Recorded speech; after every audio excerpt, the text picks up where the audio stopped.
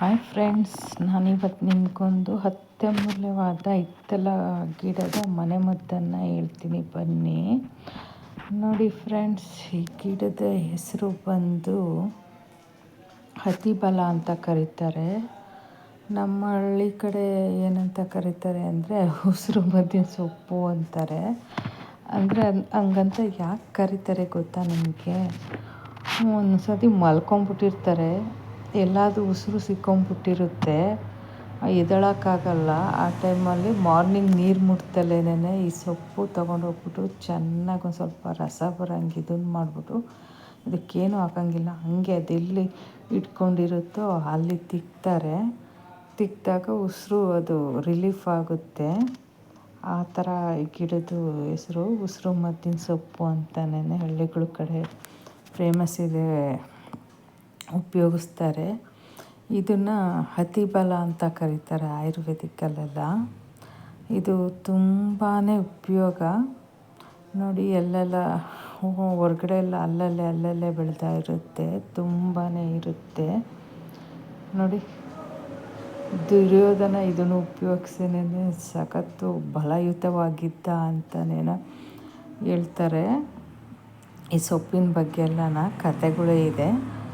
But ಈ ಸೊಪ್ಪು ತುಂಬಾ ಉಪಯೋಗ ಇದೆ ನೋಡಿ. ಹಳ್ಳಿ ಸೈಡಲ್ಲಿ ಉಸಿರು ಮದ್ದಿನ ಸೊಪ್ಪು ಅಂತ ಅಂತಾರೆ ನೋಡಿ. ಅಲ್ಲಿ ಇದಿದೆ ಸೊಪ್ಪು, ಎಲ್ಲಂದ್ರೆ ಅಲ್ಲಿ ಬೆಳೆದಿರುತ್ತೆ, ಅಕ್ಕಪಕ್ಕ ಎಲ್ಲ ಬೆಳೆದಿದೆ ನೋಡಿ. ಇದು ಕುಪ್ಪೆ ಸೊಪ್ಪು ಟೈಪು ಬೇರೆ ಇರುತ್ತೆ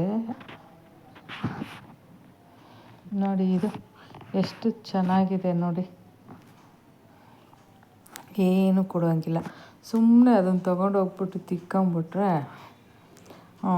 ಸಿಕ್ಕಂಡಿರೋ ಉಸಿರು ಬಿಡುತ್ತೆ. ಅಷ್ಟು ಉಪಯೋಗಕಾರಿ ಸೊಪ್ಪಿದು. ನಾನು ಎಷ್ಟೋ ಸತಿ ತಿಕ್ಕೊಂಬಿಟ್ಟಿದ್ದೀನಿ ನೋಡಿ, ಉಪಯೋಗಿಸಿ. ತುಂಬಾ ಇದಿದೆ ಈ ಸೊಪ್ಪಲ್ಲಿ. ಎಷ್ಟು ಆಯುರ್ವೇದಿಕ್ ಗುಣ ಇದೆ ಅಂದರೆ ತುಂಬಾ ಅಕ್ಕಪಕ್ಕ ಸಿಗೋ ಅಂಥ ಸೊಪ್ಪು ಇದು ನೋಡಿ. ಅತಿಬಲ ಅಂತಾರೆ, ನಮ್ಮ ಕಡೆ ಉಸಿರು ಮದ್ದಿನ ಸೊಪ್ಪು ಅಂತ ಅಂತಾರೆ. ಯಾಕೆ ಗೊತ್ತಾ? ಉಸಿರು ಸಿಕ್ಕಂಡಾಗ ತಿಕ್ಕೊಳ್ಳೋದೆ ಉಸಿರು ಮದ್ದಿನ ಸೊಪ್ಪು ಅಂತ. ನಮ್ಮ ಹಳ್ಳಿ ಕಡೆ ಎಲ್ಲ ಹಂಗಂತ ಕರೀತಾರೆ ನೋಡಿ. ಹೇಗಿದೆ ಸೊಪ್ಪು, ತುಂಬ ಉಪಯೋಗಕಾರಿ ಸೊಪ್ಪು ಇದು. ಅಕ್ಕಪಕ್ಕ ಇರುತ್ತೆ. ಯೆಲ್ಲೋ ಕಲರ್ ಹೂವು ಇರುತ್ತೆ ಇದರೊಳಗೆ, ಯೆಲ್ಲೋ ಕಲರ್ ಹೂವು ಇರುತ್ತೆ, ಸ್ವಲ್ಪ ಒಂಥರ ಇದಾಗಿರುತ್ತೆ, ಚೆನ್ನಾಗಿರುತ್ತೆ ನೋಡಿ. ಇದು ಕುಪ್ಪೆ ಸೊಪ್ಪು ಅಂತ ಮಕ್ಕಳಿಗೆ ಕಫ ಜಾಸ್ತಿ ಆದಾಗ ಹಾಕ್ತಾರೆ ಹಳ್ಳಿಗಳ ಸೈಡ್.